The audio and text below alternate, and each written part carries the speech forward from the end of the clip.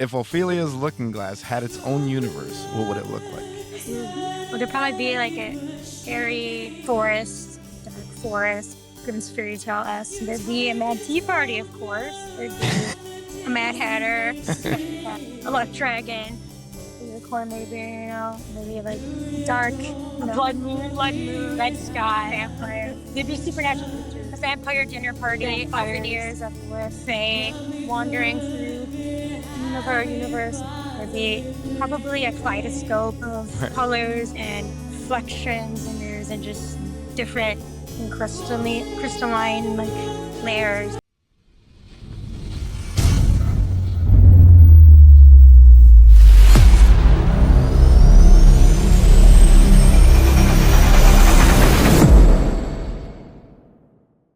Welcome to Talk Dirty to Me. Today we're joined with Jennifer and Jessica. Do you guys want to tell me about yourselves? Of course. I'm Jennifer. This is Jessica of Ophelia's Looking Glass. That's the name of our band. Ophelia is in Hamlet, Looking Glass, as in Alice in Wonderland, through the Looking Glass, which I'm the guitar player and she's the lead vocalist and we harmonize, so I sing too. I'm a guitar warrior and she's the lead songstress, and we hail from Wonderland, so hence through the Looking Glass and Ophelia. And it's our band. It's a journey down the rabbit hole to the fantastical unknown, hauntingly beautiful journey. It definitely is. And you guys can check out their Facebook and their YouTube, Instagram, and all that. It'll be in the description. You got to check out their music. Their music is awesome. So Yeah. yeah, Many no thanks. problem. Right. I'm gonna ask you guys a little bit about twin stuff, the dynamics of twins. What's the biggest misconception people have about twins? That's a really good one. Misconceptions. I can say because you're troublemakers, but you're mischievous, especially when you're wee ones. And I think there are some misconceptions. Would you say are some of the misconceptions about twins? That you're even though you look alike, that you're the same person. There are still like unique differences and personality, and we have a lot of the same interests. They're still like unique individuals. So it's probably like a misconception, I think. Yeah, because when you cast, like when they make movies about twins, they cast the same person, but there are slight differences. Yes, and like that's so yeah. When they cast like the same person in a movie, I'm like, they're not twins, they're not clones. They actually have like there's slight physical differences, and it's very like the nose might be slightly different, height Right. it might be slightly different. So yeah, so yeah, cast twins. Definitely. I have two cousins that are identical twins, and you could tell them apart a little bit because one of them has kind of a lazier eye, and that's like it. That's the only way to tell them apart. No distinct, subtle difference. Yeah. So if you don't know them, you'll never know to look for that. So you'll confuse them. They can play tricks. Right. Right. So yeah, there's always oh, go ahead. Sorry. I'm sorry. There's always a tell, There always is. Definitely always is. So when you guys create, do you guys create as two people or do you guys create as one mind? Create as two distinct personalities. I think it's a wee bit of both, you think? I mean, there's the unity and the duality. I think there's that strong connection where you can kind of just meld together and immerse yourself in this kind of this cauldron of different parts that just culminates into this whole. But I also do think that with distinct personalities that create, but we do everything together. We work on, the musicality, the lyrical aspects together. But you want to take this one and give your perspective? You're itching to. Oh yeah. I think that we become like one mind when working on music together, but we also put our different unique perspectives into writing the music and lyrics together. And we both kind of do a little bit of everything. Like we'll both write the lyrics together. She'll come up with different lyrics in her notes, and I'll come up with different lyrics in my notes, and then we'll kind of compare. And sometimes, we'll come up with the same line, not realizing that we did, and then sometimes they'll be totally different. So it depends, And then she'll write the guitar part, and I'll write the melody, and then we'll kind of like combine that together. And sometimes we do the lyrics first, and then come up with the musical part. and vice versa. I'll think of a melody, or she'll think of a guitar part, and then we'll add the lyrics. So it's depends, you know. It's like a kaleidoscope or layers of a crystal. I think it just radiates this very mystical bond. Right. You Cute. it definitely is. One being. What's one thing you each do better than the other? I'm very bad. I'm bad at math. I hate math. Yeah, I'm good. I liked math when I was good at math. Mathematics. Oh, yeah. I enjoyed mathematics, and she hated it, and she was so. Right. And we had the same teacher, But different periods. So yeah. You guys Yeah, could she have just was played good. swap. Yeah, I guess we should have. and like she would have known. She would never. You think she would? I think she Mrs. would. Ward, yeah. Mrs. Ward had she had that perceptive like. Yeah. I think yeah, she had the perceptive. I think she would have known like a detective. Should have known. So But- can both of you guys play the guitar or just one? I'm left-handed and she's right-handed. So she might eventually teach me, but like it's hard because I'm left-handed. Because we're mirror image twins, so it's like looking in a mirror. So yeah, I don't play guitar, but yeah, she'll probably eventually teach me, just kind of to be in a different way. Being my paddle. I'll turn her into my paddle. But I play guitar, so I'm the guitar warrior. Right.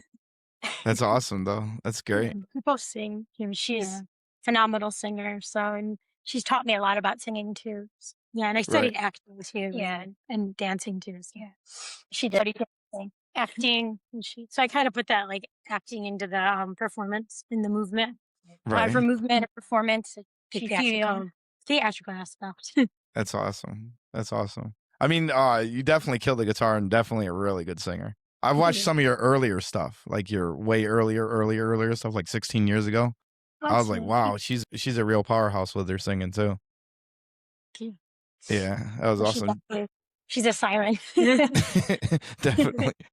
Carrying Samus to their demise from day one, Right. So do you guys ever freak people out with your twin telepathic moments? Yes, we have.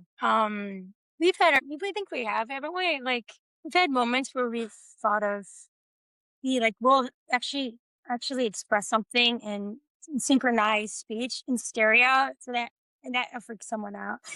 Like that show, Definitely. like that show, the one Maddie and the Living Maddie. I'm Living Maddie. That song Yeah. in stereo, and There are times where I've thought of something and you've read my mind. We do have those moments. We think of the same thing at the same time. So. Right. That's awesome. The reason why I asked is, like I said, I have twin cousins, and they kind of did it when we were growing up. So Did they freak anyone out? yeah, they got us a few times. So they would definitely just do twin something. telepathy is a thing. Yeah. Yeah, I twin it was like, did they plan this? Is this planned? It's like Nope. I think it's innate. It's just a subconscious, innate thing that becomes natural to you, and It just happens. And then that's just Right. a perk freaking people out. That's awesome. Like a horror movie. We actually did the Shining thing before. We dressed like Oh for a man, modeling that's show. So Yeah. that's performed in gotta a be awesome. modeling show. Yeah. Did a modeling show. We had to dress like in those Shining type. It was like a gothic Gotham City runway thing, and we had to dress in the kind of similar garb to the Shining, makeup. in the the Shining makeup. So it was a very horror gothic aspect. So that was fun. You guys were in a few movies and stuff. Yeah, she directed and I produced too. Yeah, I directed. And movies too. Right. I seen it in a few of your music videos. It looked like it was a play or a movie. So Yeah, I think that was she directed like a kind of 1940s ish, Yeah. like a film noir type film. And she wrote and directed it, and I produced it and started it, and also I've done acted in some other movies as well. Yeah. Now, are you able to watch it? Like, can it be found? Yeah, it's on the one that it's called Film Noir Fantasia. And Film Noir, because the Film Noir and Fantasia was actually kind of influenced by like the movie Fantasia and also Nymphomaniac Fantasia by Nightwish. Kind of put that together for the title. It's on our YouTube channel because I uploaded on there. Also, like if you search the title Film Noir Fantasia, it should show up. The whole movie, it's a 30-40 minute short film. The whole thing was uploaded on our channel. So Okay, it okay. should show up. That's interesting. It has like a So 1940s aesthetic. It and these two characters fall in love based on their love for classic movies, and she's mysterious, femme fatale type archetype. We even had a right. smoke in the movie, which I don't smoke, but I smoked in the So movie. you can see it in some of your songs. That's where I seen it at. That's why I was asking. Like I seen in some of your Yeah. clips. I was Yeah, like, we that's have pretty a cool. we have a song called "The Rhyme of the Femme Fatale," so we kind of like decided to kind of combine them. The clips from that movie for the song kind of is befitting. That's awesome. It has to be fun, like really interesting. Yeah, they have like old movies and like watch the classic film channel and watch a lot of the Lauren Bacall movies, Rita Hayworth, like Gilda, like Casablanca, Ingrid Bergman, Out of the Past, The Killers with Ava Gardner. So yeah, a lot of those classic film noir movies. And I think we Right. referenced a lot of those in The Rhyme of the Femme Fatale, Veronica Lake, reference Lauren Bacall and different ones. And even Jean Harlow in one of her songs, Sybil Vane. Right. We incorporate. Do you guys do any plays like on stage and stuff? You guys do that too? She was actually in a Shakespearean play. Yeah. It was a go ahead. A horror like kind of modern retelling. Well, I would say retelling because it was. I mean, they kind of the Scottish play. Can I say it? We're not in the theater, so yeah. So it was Macbeth.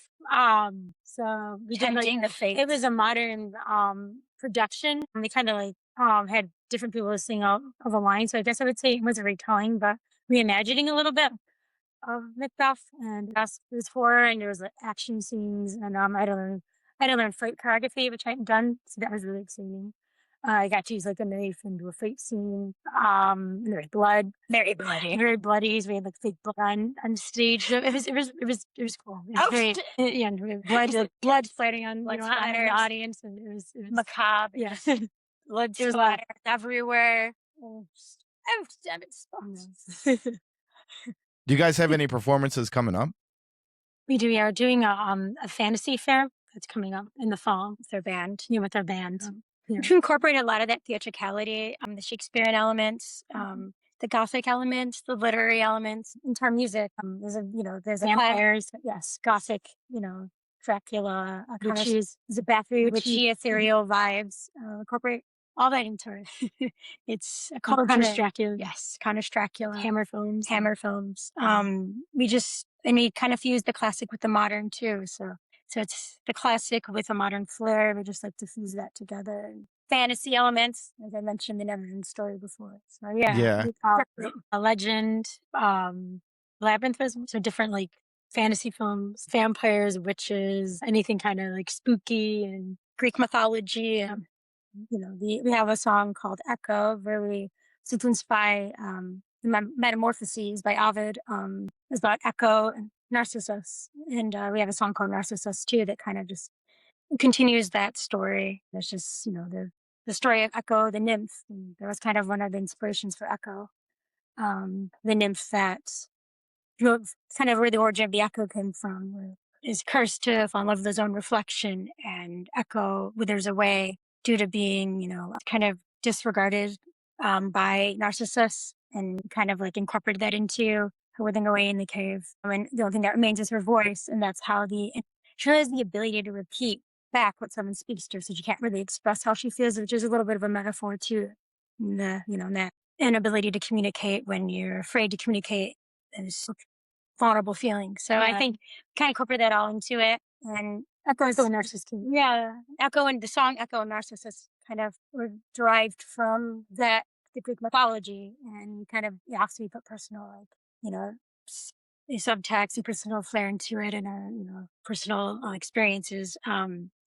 And it's about, Echo is kind of about that invitation with a sense of urgency to kind of, and almost with a little bit of a, little bit of seductive sense of urgency to join them for someone for rendezvous and for, to shed all of your inhibitions and just to move forward and live for today. So it's kind of that too a little bit. And kind of be authentic with your feelings and kind of embrace. So that was one of the that was kind of so that's just an example of how we incorporate like Greek mythology. Yeah. And even we have a song called "Siren and the Siren and the Beast," which is also kind of influenced by the Odyssey, kind of the Odysseus and the idea of the siren. That she's the misconceptions about the siren, and that Odysseus, out of his pride, pushes her away, and she's trying to make him understand that her feelings are true.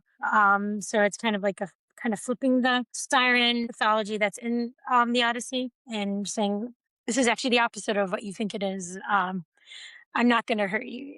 You can trust me. So it's kind of we use that to kind of tell a different type of story. Subverting the siren. Subverting it, yeah. Subverting the that's it. Right. We also have different classic literature, like we have a song called Sybil Vane. That's influenced by the Picture of Dorian Gray.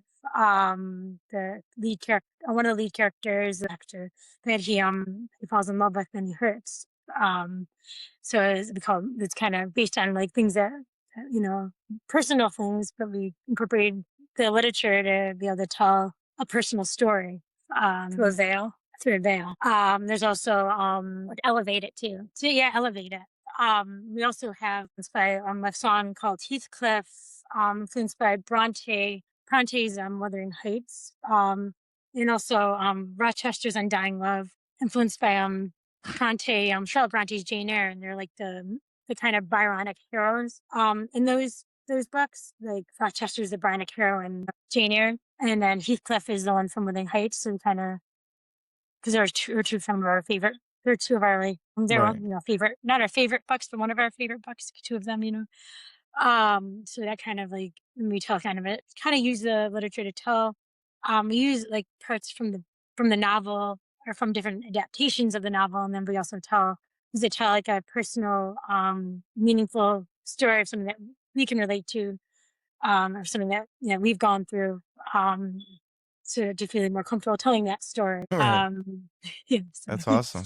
That's great. So do you guys travel? Like, do you guys go to other states, other towns? Yeah, we we just did we've done shows in Buffalo. We had a show in Massachusetts. So we travel like around like the New York area. Travel to awesome. Wonderland.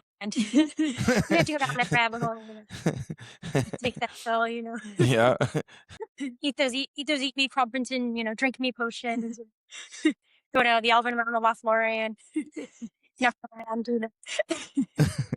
How old were you guys when you got into all this? Probably when we first crawled out of the womb, right? Because you're twins, so it's like because we had each other. And from the beginning. Yeah, we were very artistic and theatrical. I think we had musical notes in our veins. I think, and we're always animated. And even on like old like home videos and like singing Disney songs. Yeah. So, when did you guys do your first performance? How old were you guys? Our first performance? Yes. I started singing like my first like recital. I think I was 6 or 7. I don't know. That's when I did my like first recital. What I remember, I was like my first like being in front of like an audience. Right. Did you guys go on stage like all through like high school and stuff? Or you guys performance in high school? I mean, we used to sing together in high school. Yeah, we did plays and Mhm. you did musicals. And Yeah, like you that, did and like we musicals. performed together. Yeah. So when you guys start a new project, who usually has the first idea? Oh, wow, That's a very intriguing question. Yeah. And it varies. I think it's fluid. I think it alternates depending on. sometimes like we were thinking the same thing, and I'm like, I was thinking that. Yeah, like we synchronize. Like maybe I'll have an idea. Right. I had an idea. I was when we were working at Nurses. I had an idea for something, and I was like basing it on and she like was actually already thinking. Right. And I think she just had like she had that like itch. I think she probably just felt the telepathic. Yeah, I was gonna say. Sonic waves, just sonic potion, just like brewing in the cauldron. In the witchy cauldron. It's just like Right. Because we wanted to, because we had a song that ended up developing into another song, but we decided, well, let's go back to this old demo version of this song, and because I don't want to like completely not use this song and kind of like turn it into something else. Like let's still use like Ovid's Metamorphosis, but maybe call this one Narcissus and develop this into like a different part of the story. So we'll have two songs that are similar themes, but like Two tell chapters. two chapters of Same of story. yeah the same story. Or maybe like opposite sides of the mirror, Yeah. like the multiverse or something. Because it was Right. Echo and then Narcissus. Duality. So yeah, just Yeah. helped me Yeah. kind of thinking the same thing. Yeah, and I was thinking of a couple a personal experience my sister went through, and I'm like going back to the memories and just picking them out and just picking out, sprinkling the spices and just the meat of it, and just it was definitely a journey down memory lane. Yeah. Right. Yeah, just like maybe like You just dissecting Jessica's personal thing. You could kind of design it just like Eddie better. So let's just incorporate that. Right. And I'm just like, Right. let me be the voyeur here. I'll be the voyeur here. My sister. So some of your sounds are haunting and cinematic. Where does the emotional tone come from? Oh, that's a good question, actually. I think we are very passionate people just in our being and just by being on our existence. I think it comes from just a lot of our life experiences, our traumas, everything we've been through has given us a lot of depth and a lot of passion, a lot of intensity and emotion, a lot of hard experiences. Right. Yes. And I also think being twin, that is a very unique bond, a very unique experience. I think that is like a tidal wave. The literature we've read, the music we listen to, that just can be very emotive. Literary treasures we've immersed ourselves in have been inspired us and just given us that emotion, just incite that tidal wave of emotion, that tempest. Shows and movies we watched. Yeah, some films we've watched that just, Books we read. resonate, which our music has done for other people too. And I think hearing other people's stories too. Yeah. That's why I did the podcast.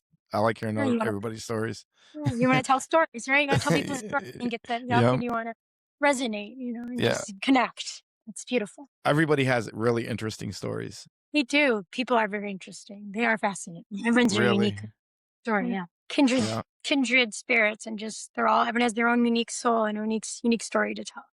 Right. It's And- funny because most of it comes out backstage before we even hit the floor. And then when we start recording, it's like, oh, we forgot about that story.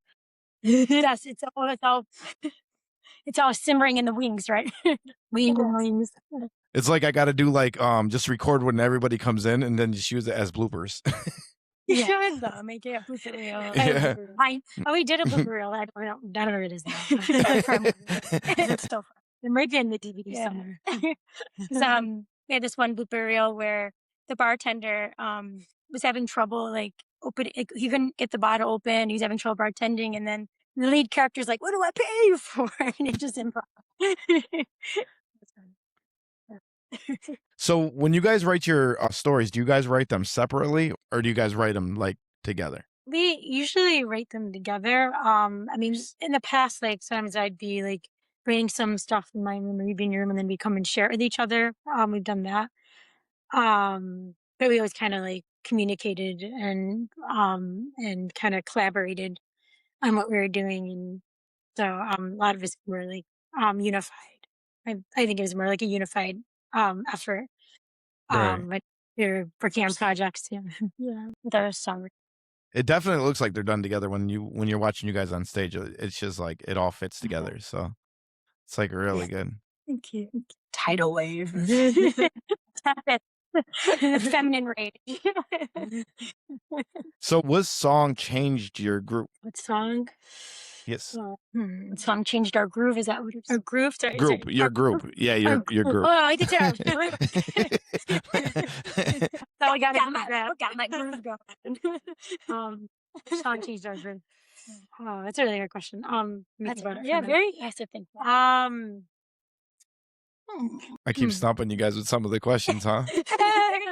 Questions. It's a very interesting question. Yeah, I like. I mean, kind of changed, or the emotion of it, or the style, or just The group in general, the whole group, what changed it? What made it bigger? I think Blood on My Blood, is a song, I was gonna mention that that one too. everyone, See, we were thinking it at the same time. the song that I Susan act always decided to write I that was, activated that when you guys first came on. That's why I asked that question. Yeah, yeah, it's a surge of synchronized telepathy. that was an original that we The played out. force. That was very, Force is strong.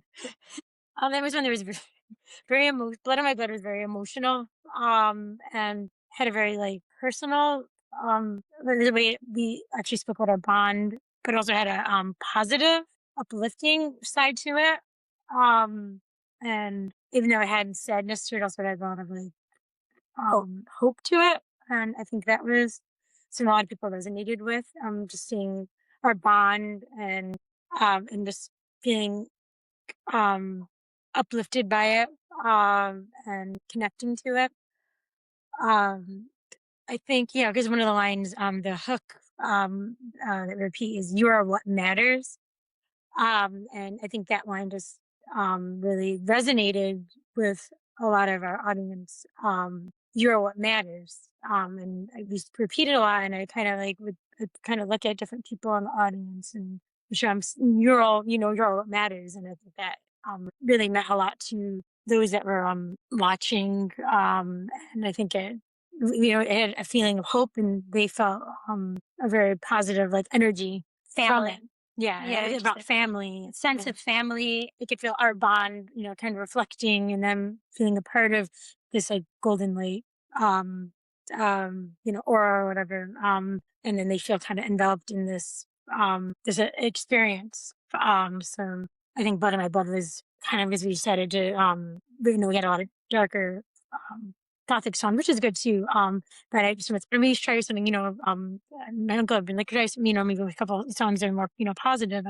So like we decided to try that. And it's also very personal. Some things we were going through, and that was hard to write about. And also it was about our bond, having each other, but then we wanted other people to feel that, to feel like they were not alone. You're what matters. You're not alone. Right. So that was definitely, yeah, felt People feel seen. people want to feel like they matter, that they're Yes. seen, that they're important. Definitely. It's And definitely today's day and age too. Like it's oh yeah, definitely needs it.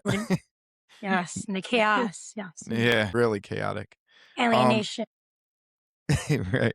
What's the most personal lyric you guys ever written? most personal. Yeah, personal lyric. I looked up stumping questions. That's how I got. I love it. It's great. I love it too. Bring it on. I like a challenge. What do you think? You want me to take this one? There's so many. I mean, there's gonna be personal, like, more like Personal to us? To us, Yeah. it can be like personal, like Yeah, just to like you guys. writing in a way that made me uncomfortable and getting used to saying certain things. Right. That like, can it be that too? It could be whatever you want it to be. Okay. Daddy's Little Monster. Okay, yeah. Okay, Daddy's Little Monster. Was one of our songs. Because we had to write about something that was personal to us, and something we had gone through. Something that had been said to us through text message by a person. Um, and so that was like the chorus of Daddy's Little Monster was kind of something that was said, and we kind of just used it because that was something that was really upsetting and hurtful at the time. Right. And we kind of were inspired by it, and in a cathartic manner, we decided to put that to paper. So it was, sorry, I don't like the way I act. Sorry, I didn't like my style. I'm not just Daddy's little girl. I'm Daddy's little monster. So it, and even just the like lyrics in general, were really, Which are really hard. resonated. Yeah, a lot of people resonated with it. It was Yeah. really, really hard to write. It's something we've thought about in the past, because things we have gone through.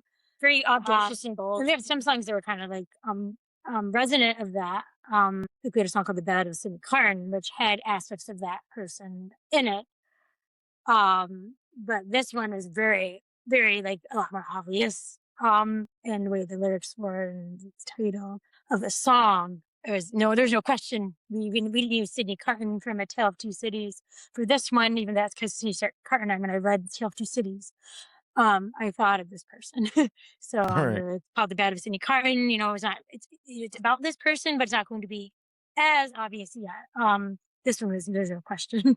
People even know who it's about. You know, when listening to they relate to it and ask about it. You know, yeah, it was. So that was really very. It was audacious. It was even like the second verse. I'm so frustrated by your drunken apathy. The way that you blame me, turning tables with your hurtful words. Dissect me to death. Who the hell are you to decide what is holy, what is right? You're never there when I really needed you. Yeah, just like it was just very like in your face, like obvious and direct. And that was like punch to the gut, your face. Very hard song. It was a very hard song to write, but we thought it was necessary for that time. And we thought, hey, I'm gonna get over myself, and this may help other people. It'll help us, I'm sure, be cathartic. Yeah. But also, it's gonna help other people. They're gonna hear it and they're gonna relate to it, and it's gonna help other maybe they're like young girls that have been through things. Just help people in general. It's where they resonated on. It's resonated with a lot, and they've come up to us and said that song really resonated. They're like, and even like Frankenstein, like, or even these little bit, if that's more, Mary Shelley. Directors like, so is Mary Shelley and Frankenstein, because there's like, that idea of Frankenstein's monster, and they're like, I can relate to that. Like, I feel like Frankenstein's monster, and I can, relate to and I can relate to that. I've gone through that. Yeah, that's like, kind of, yeah. And it really empowers people to feel like, I'm just gonna, just embrace my uniqueness. Even if, and if there's, a figure in the figure, whatever it is, family, authority, whatever it is, that's, just, you feel like you're being, demeaned or just, and you're gonna, I think it made people feel like, they could embrace their own uniqueness and empower themselves with that feminine rage and that just even anyone and just they've been through anything where they felt alienated or felt they were being demeaned or degraded in some way, and that it found a way to give that person a voice, as it was cathartic for us, and so they felt less alone, so they felt like they could empower themselves, and just it has this edge and this just audacious slice of angsty rebellion, and it's just we feel very liberated when we sing it, and I feel like it liberates other people. Yeah. So, Right. yeah, and another and even like a couple like another thing when I was we did a song called Burn This Out, and that one was hard to do too because it was after a breakup, and it was hard because the first breakup song was more like angry. It was called The End of a Love Story, so that was something I felt more comfortable writing. And it was tongue in cheek. It was more tongue in cheek, and but then Burn This Out was very vulnerable. And that was hard to write. I was like, burn this out, erase it all. I still love you, even when I don't want to. And deep down inside is a boy that fell for me. Oh my, embrace me before it's too late. So it was just like very vulnerable. Very vulnerable. Having that, being that vulnerable, it was disarmed. That was that'd be disarmed. You had to, allow yourself to be vulnerable. And there's only one drunken night you're almost there was some alcohol. I did almost call it a voicemail. Sing it out of voicemail like Just a little bit. I blame Begin Again. We blame the movie Begin Again for that. She sings the song, her song on a voicemail to her Begin Again, right? Yeah. But yeah, that was one of them. I mean, I think there's a line in the song about when the alcohol's in my bloodstream, right? Yes, so it was. True. Yep. That's what it is. That's when you do the most craziest moments of your life. Indeed. Otis Flower. Right. We wrote one song, right? The fantasy song where we're like, and Otis Flower. Something like that. Being a child. Right. It was Unicorn Heart. Yeah. That's Watching awesome. Legend. Balls, yes. Right. So your visuals feel dark fairy tale-ish. How does your enthusiastic develop? Dark fairy, yeah, I could see the dark fairy tale aspects. We're very enthusiastic about like Grimm's fairy tales, Hans Christian Andersen. yeah, Dark fairy tales. even Disney films that incorporate that, different fantasy films that are influenced by literature that We are like it fairy dark. tale ish. And even different stories that have that dark fairy tale feel to it. So we're very enthusiastic about that. So that kind of slips into our music. I like watching dark tales be told, and then we kind of think it's fun to do that in our music. And then is the way we feel when we're watching like a movie or reading a book that is a dark fairy tale. Look at gothic and dark. Yeah, and then I could look and listen to our music or watch a performance and have those enthusiastic feelings that we have for this for a dark fairy tale movie or a book or a show. And they can really get lost in the story and the tale, get freaked out, get scared. I know We like whenever horror. yeah, we love horror. Vampires. We are vampires. Yeah, a lot of people think we're vampires sometimes. Don't give away our secret. No, yeah, maybe we might be. So yeah, we That's love okay. like scaring people because we get scared. I mean, I don't get scared, but like get enthusiastic about it and excited about it. I did when I was a wee. Maybe when you're a little, and then Now but so like we have a song called Conus Dracula. And that one was kind of the title comes from Conus Dracula, the Hammer film with Ingrid Pitt, Hammer film in the 70s. And also is influenced by Elizabeth Bathory, the female serial killer story. And when we perform it, it's very like theatrical, grotesque, and and and we definitely dial the horror aspects to 11. And we definitely always everyone's like, "You freaked me out, you scared me in that song." And the connection that we get like freaked out when we do the song. And we even added like a bridge to it, which kind of had added a little bit like the feminine aspect of feminist. because some think there's different tales of her, but she was a vampire, or also that maybe it was the patriarchy that kind of put her in that position. We didn't like a powerful woman. So we kind of added a bridge to that, but like to that song. But then we also kind of end the bridge. We talk about that she was kind of condemned, and but then at the end of the song we go, maybe I just want your blood. That's kind of the end of the bridge, goes back to the theme of the song. So then Macabre humor. that and the macabre like dark. Maybe that isn't true. Maybe I really am what you think I am. And that kind of scares people because it goes from the bridge kind of turns a different way, and then it comes back to that. And I kind of look at people and point at them, so they kind of don't expect that at that point, and that kind of Right. scares people too. It's unexpected. Yeah, that part is unexpected towards the end of the bridge of the song. And there's of course like Suspense. where it's like desecrate sacred lace, pierce satin skin, mix our blood, make you suffer. And that and you under a picking part, kind of a creepy picking part in that song.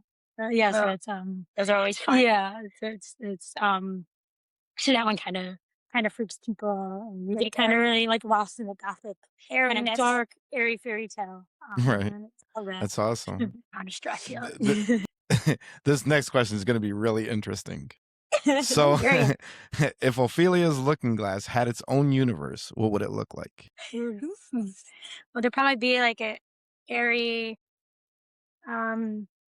forest, dark forest, Grimm's fairy tale-esque. There'd be a Mad Tea Party, of course. There'd be a Mad Hatter, Cheshire Cat, a Luck Dragon, a unicorn, maybe like dark, blood moon, red sky, vampire. There'd be supernatural creatures, a vampire dinner party, elfiniers everywhere, fae wandering through universe.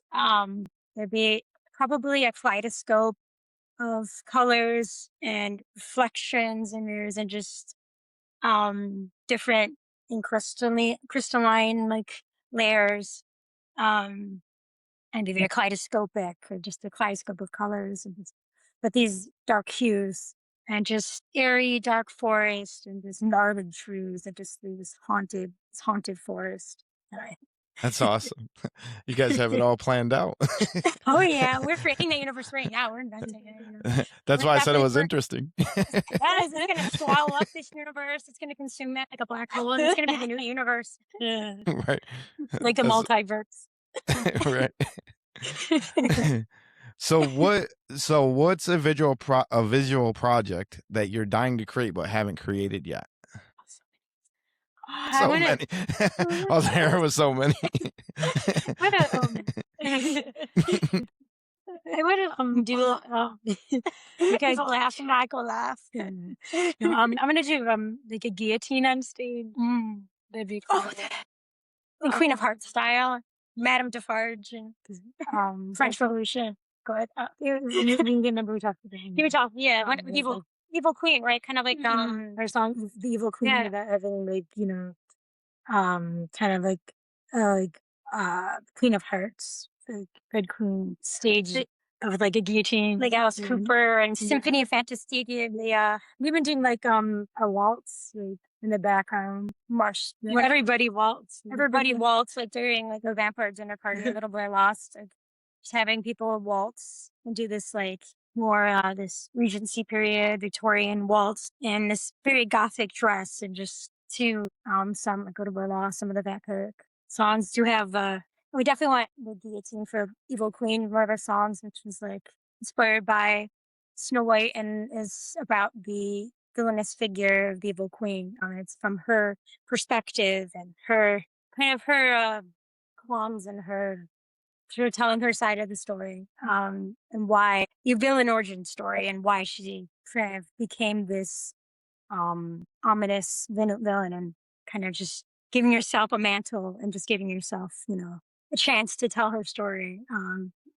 Unreliable narratives, of course, which, always have, but it's still, it's fun. But it'd be really cool to have like, that song's a very theatrical song. It'd be cool to have the guillotine at the end and doing the off with her head tableau. And like Queen of Hearts from Alice in Wonderland, and Snow and merging with Snow White. Yeah. And just having their mare Like on Once the Upon a stage. Time. Like Once Upon a Time. I love Oh, Once gosh. Upon a Time. Great show. Now, that's a phenomenal show. But yeah, blood and guts and guillotines, and and of course a vampire coven. That's a one thing. We make some of the Cure. Our song "The Cure" is about trying to create new fledglings. Blood unites and heals all scars. Was it? That's our song, "The Cure." It's the blood unites, heals all scars. The blood is the life. Blood is the life. Blood is the life. My immortal. It's Die in my dark and Die in my darkened burst. That's the song, The Cure, influenced by it's by Dracula and just different vampiric lore. And it's about, it's just a love letter from a maker to its fledgling. And it's just trying to. Anne Rice, I love Anne Rice. And Anne Rice, of course. Anne Rice is the queen of vampiric lore. She's stuff with, a goddess of literature and imagery. So That's awesome. Yeah. So what moment in your journey made you realize this is who we are? That's a really cool question. Let me think. Would you want to take this? I'm telling you, I got the hard ones. I love it. I love this. I love this. I love being challenged. I love interesting questions. Very fascinating. Kudos. Awesome. Awesome sauce. And stay. What do we think? What, we drained a cuisine of necks? No. No. Wink, wink. We're going to take this. Yeah. I'm cheeky. You mean like the band or just music in general? Yeah, whatever you think. Yeah. I think like when I was dating someone that really like believed in us a lot too, a certain point. And then also there's a place called the Tram Montaigne.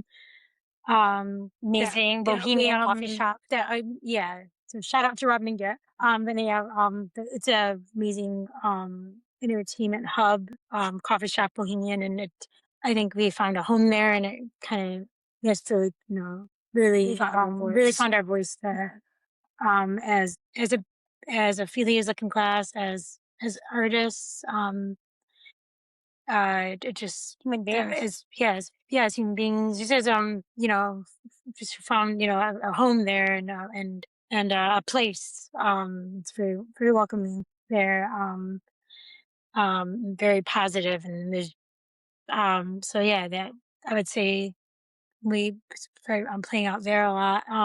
It kind of was around the time that we really found that, like, felt that, or kind of found that niche. That brethren, Yeah. the brethren Yeah. of kindred artists and kindred spirits, and also, like you said, a niche of just rebirth and rising like the phoenix from the ashes. Yeah. And our experiences in general, just And even and also my mom's been really supportive too. So Yeah. shout out to mom too. gotta like kudos to the fam. So, what's the hardest part about being twins in the creative industry? That I'm telling you. I mean, not being like maybe pigeonholed or like typecast and wanting us to do a certain thing. With kind of it was done with like Mary Kate and Ashley type thing. So probably Nothing cutesy. yeah. Well, I'm like not. Well, not like the double, like Yeah. I don't mind like we dress alike and things like that. That's So we're like really good kind I of. like We things don't mind leaning into the twin bond.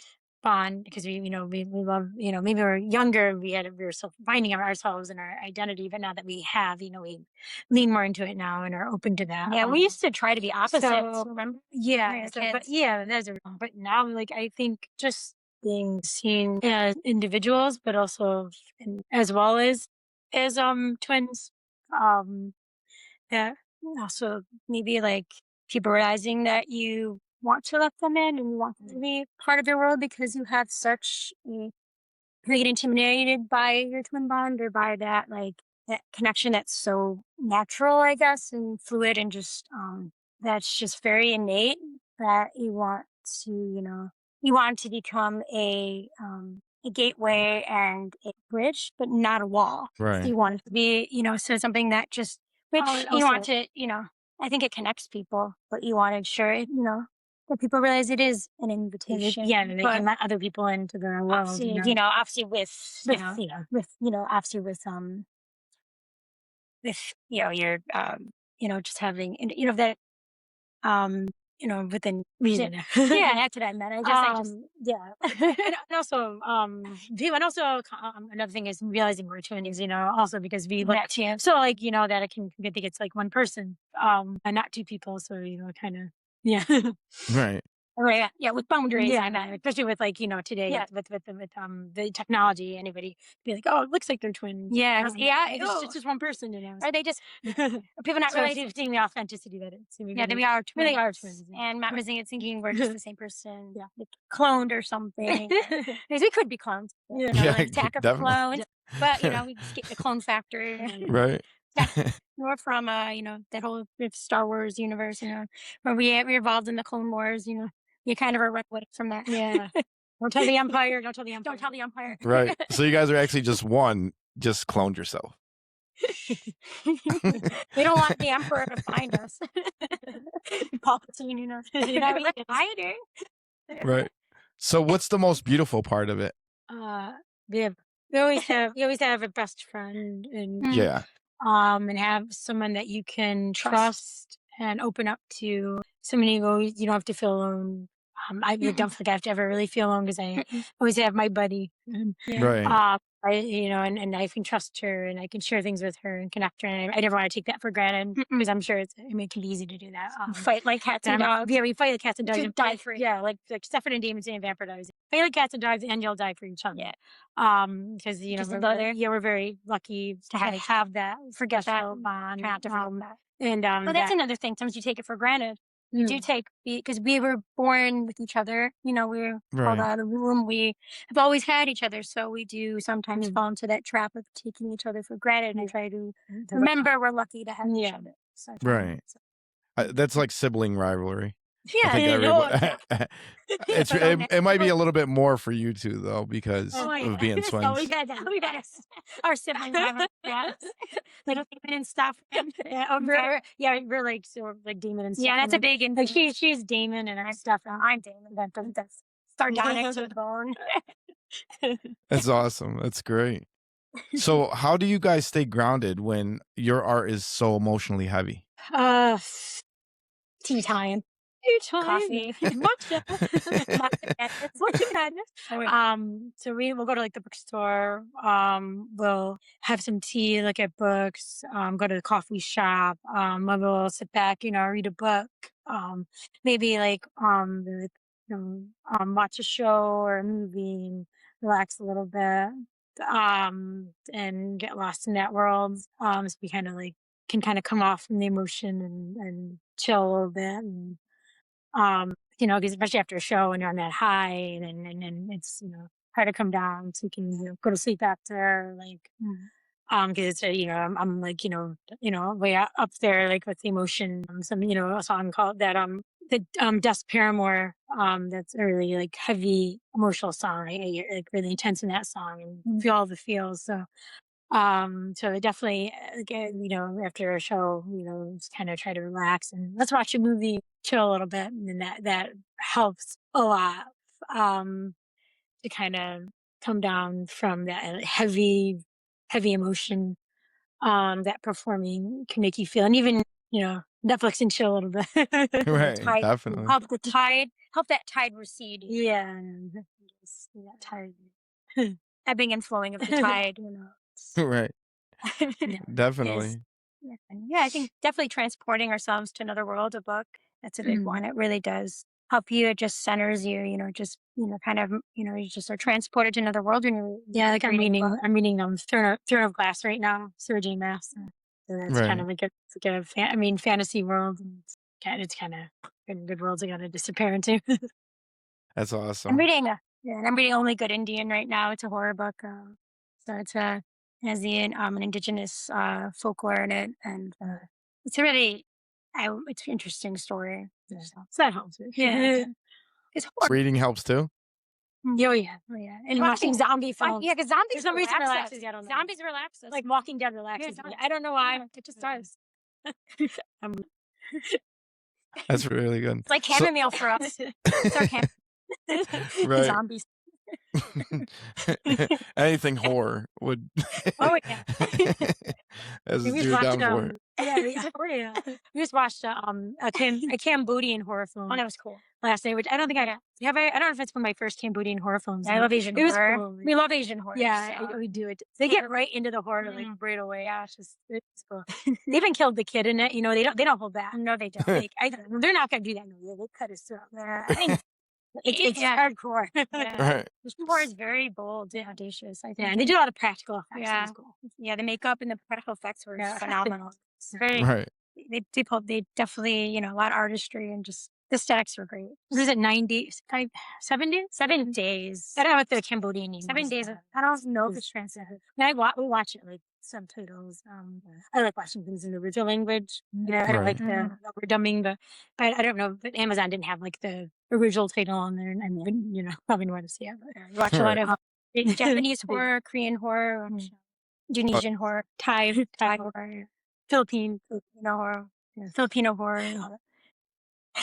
So you guys are just walking after a bad day and it's put on The Exorcist. We're done. Oh yeah. No peace with that. So serenity. Oh yeah, but even that actually that's really funny because in the movie they kind of like had the lights flash and the girl turned her head all the way around. Right. I Yeah.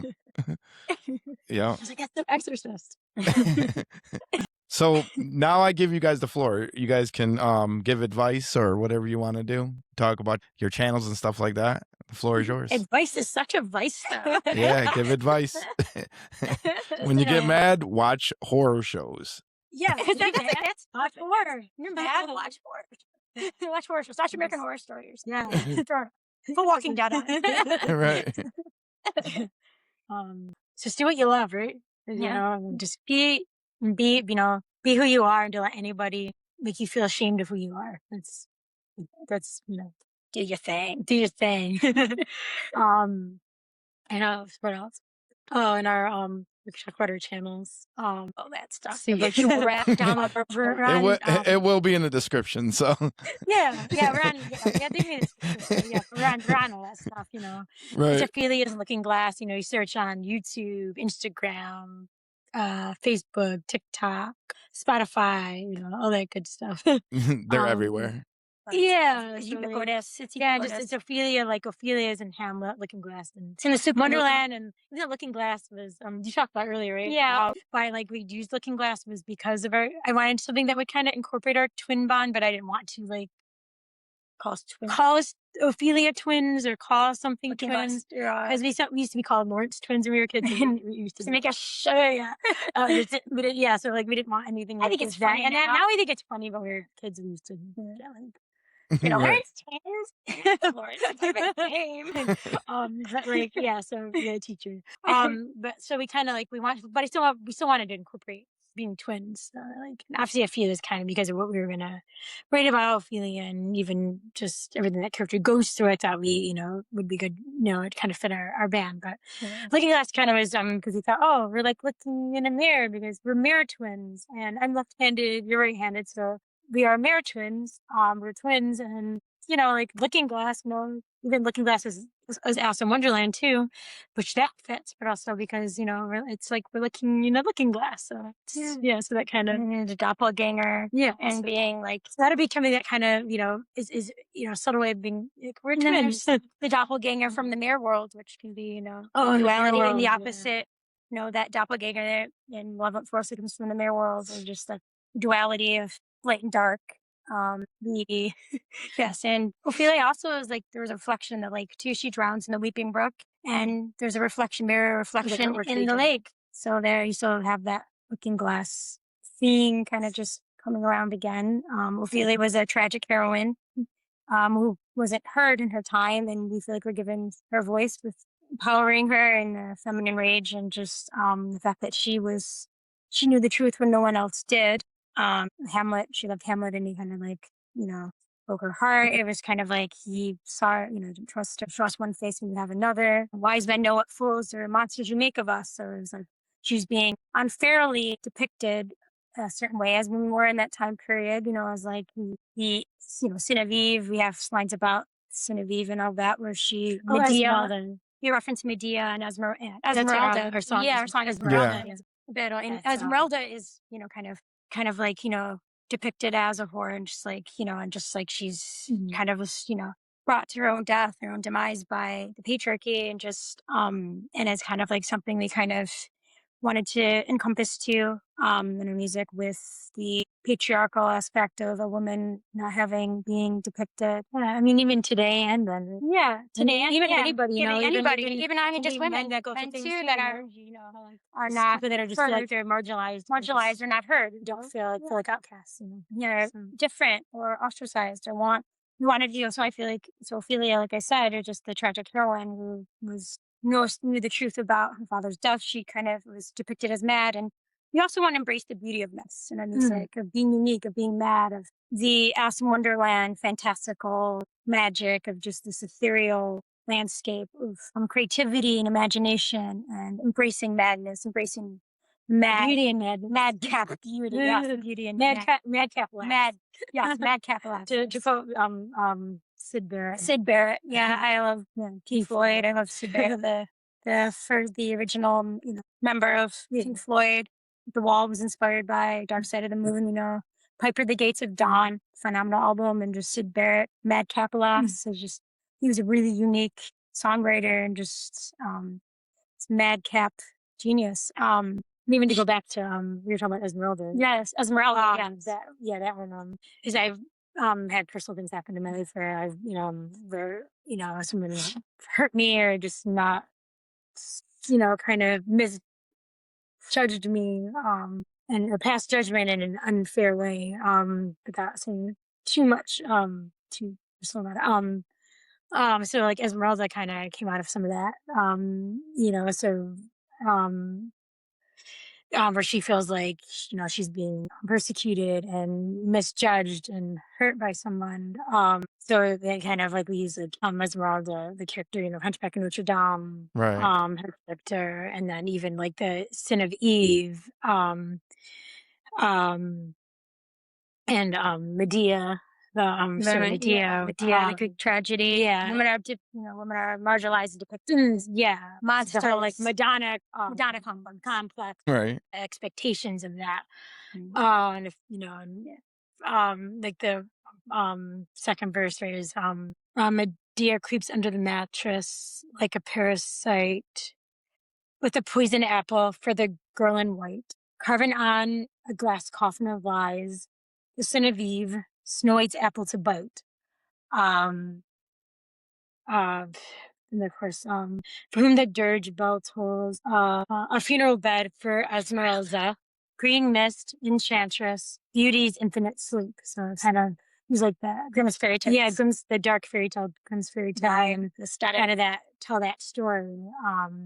That was kind of personal as well. Right.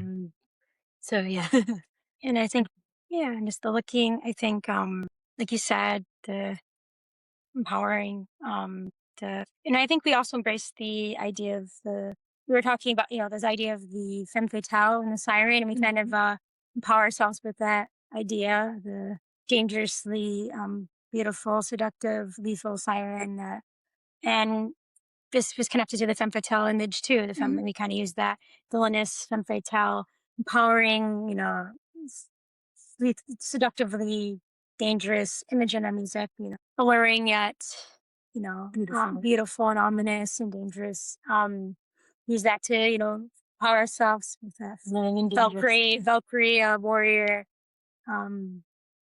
just vibe and aesthetic and just energy and just that force. Yeah, Sure. and even just like empowering us with that and saying that subverting it and subverting and saying that it's our strength. It's our strength. It's okay to be a crew mistress or a femme fatale, siren, and you have to be definitely Madonna or fit a certain image or certain mold. Where like crew mistress, like I'm a crew mistress. Selfish and spoiled. I make the rules. Humanity is my coffin. It's easier for me to tease. It's like I'm just kind of empowering, empowering other people within, empowering ourselves with that tongue in cheek. Yeah, tongue in cheek, kind of feel to Some sardonic wit. some sardonic wit, and kind of like a little bit of like like, irony, yeah, some irony there, to like to throw irony, in there, and sardonic humor, and some duality, and some Right. some attitude. That was great. And Yeah. and even like the image versus like image versus Identity. identity Versus it's like how that the image of someone on stage versus like the spending time with that person and seeing different sides that don't exactly fit a certain image. someone has putting like- on a pedestal. Yeah, like Sybil Vane was influenced by that. Because the character Sybil Vane from Dorian Gray, actually, she goes through that with Dorian. So kind of that song's influenced by that. And Little Boy Lost, one of our originals, also kind of talks about that. So kind of the second verse. I'm trying to think of kind of being on that the pedestal and kind of like being put on a pedestal and then and having that so that the fall is far Right. and the expectations of that pedestal. Right. Yeah. If it's Aphrodite and Jean Harlow and that about being and Sybil not Vane. your Jean Harlow's about being a sex symbol and all that, and just that expectations and that putting someone on a pedestal and projecting a certain expectation or image on. Oh yeah, more than a sex symbol on the play you were staging. Yeah. More than a sex symbol in the play that you were staging. That was that was it. So more That's facets. awesome. Yes, the facets that make up, a person, a human being, right? And it's like, but yeah, we kind of just throw that in there, and I think it's just like you said, embracing that idea, and we were talking about I mentioned Edward Hart, You go ahead if you want. Oh, you know. Yeah. Oh, Ivory Tower is Ivory Tower original is that one's influenced by the Neverending Story. Right. You can explain if you want. Yeah, there was just this song was actually inspired by the Neverending Story, the book and the film. It was a German author that wrote the book, Michael Ende, and film was a fantasy film from the 80s. Once I liked about it, I loved that the film was very dark, for a children's film too. Very like, the idea of the Gamork and that ominous wolf creature. Then it was very, they definitely went all the way with when they created. Like they weren't afraid, or they didn't weren't scared to make it terrifying, and just the Gamork was vicious and I always loved the image of the childlike empress. I loved the luck dragon. It's just a lot of that. We kind of all that came out of as a childhood favorite, but it also it was I think it's about like the idea of we even we talk about the modern satellite machine in like, the song. So it's about we talk about modern technology a little bit, and how like with communication and like, the dynamics of relationship, it can kind of alienate people, or and that might have been it was a little bit about a breakup, but it also was about it kind of evolved from the modern satellite machine. You typed it's over on the disengaged screen. Yeah. And I feel like then there was something it kind of evolved into more like about like the idea of steeped in that idea of escapism, steeped in the idea of thwarting the kind of embracing the warrior within and thwarting the Gamork of despair and trying to preserve the dreams and hopes of mankind, and it's steeped in preserve the relationship and can also preserve the hope. Yeah, preserve the relationship that had just ended. There was showing that there was just so much magic and beauty in it, and it didn't, have to end. It was like, in the despair of there was, like this world you created together is dissolving by the nothing. And when you rename the childlike empress and resurrect the relationship, that would be the rebirth for Fantasia. So it was it was a steeped in metaphor and this, innocence from, a film that, we held dear. And the image of Falkor being this, this loyal, very like comforting image that, is his luck. And Itreon on this quest has him, and he saves him when he's drowning in the swamps of sadness and despair. And Falkor! And he loses his Artax's horse, his best friend.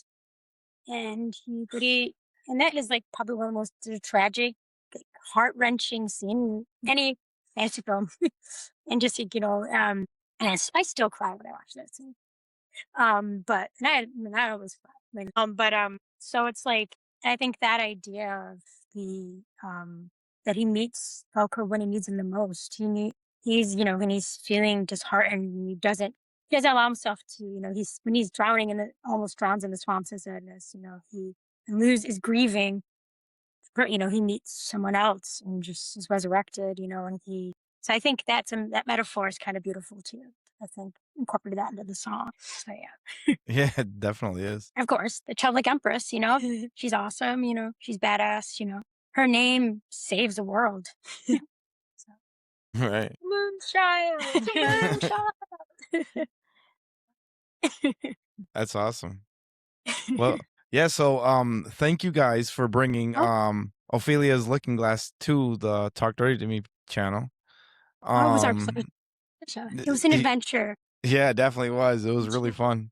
Yeah, and very fascinating questions. I looked up the hardest ones that they had, so oh yeah. We loved it. So everyone listening, go follow these two, stream their music, support their art, and step into their world they're building. And don't forget to like, comment, and subscribe. And tell me who you guys want next in the hot seat. Thank you guys for being on the podcast. It was our pleasure. Down the rabbit hole.